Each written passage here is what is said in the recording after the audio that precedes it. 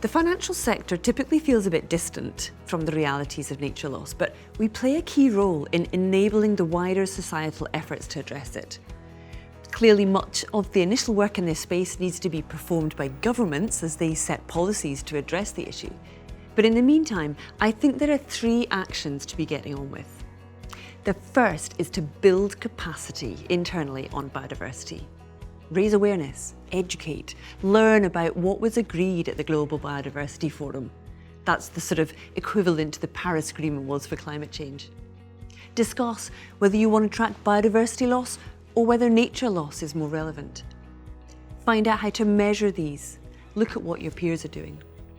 There's some great examples to get you started in the Finance for Biodiversity Guide on engagement with companies. The other good document to look at is the IFC, or International Finance Corporation's criteria for what biodiversity finance should cover. This is really vital work. Financial services professionals need to engage in the conversation, sharing insights and learning from the broader nature finance ecosystem.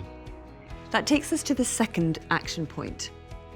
Identify the nature-related risks and opportunities within your organisations and portfolio, and use what you've learned to disclose, simply publish, where the nature-related dependencies, impacts and risks are in your portfolio. This is economy-wide. The big shift that we've seen in recent years with the Task Force for Climate-Related Financial Disclosures, the TCFD, has encouraged many organisations to publish what their thinking is. And similarly, the Task Force on Nature-Related Financial Disclosures, the TNFD, recommends that organisations disclose their activities using that same framework. So disclosures now report on the organisation's governance, strategy, risk management and metrics as they relate to nature. The bank that I work for has published its TNFD report. We may look back at it in future and think it had many gaps, but it's a start. Everyone needs to have a go.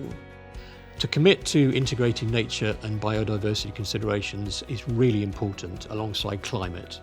Getting that into financial and strategic considerations absolutely key. The annual investments in nature-based solutions will need to triple, so all of that's critical to getting that tripling of investments by the end of the decade. One way to do so is through biodiversity funds, which provide a mechanism to raise capital for biodiversity recovery, and mitigation programs are really important as well. That provides returns for investors, which needs to come along with this too.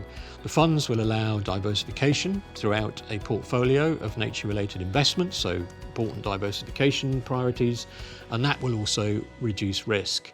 Biodiversity funds topped $1 billion in 2023, and we expect to see that continuing to grow as finance is channeled more toward nature and biodiversity positive activity.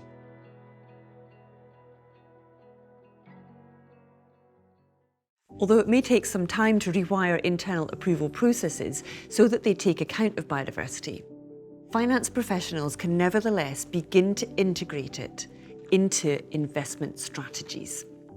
A good place to start is to build it into the risk management processes and assess your portfolios for biodiversity risks.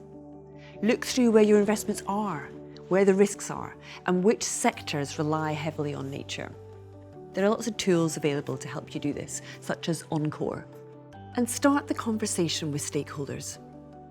Ask what firms can share with you about how they're thinking about nature. This is a journey that investors and companies will need to walk together. It's important to recognise that incorporating biodiversity into your organisation is not just corporate social responsibility stuff.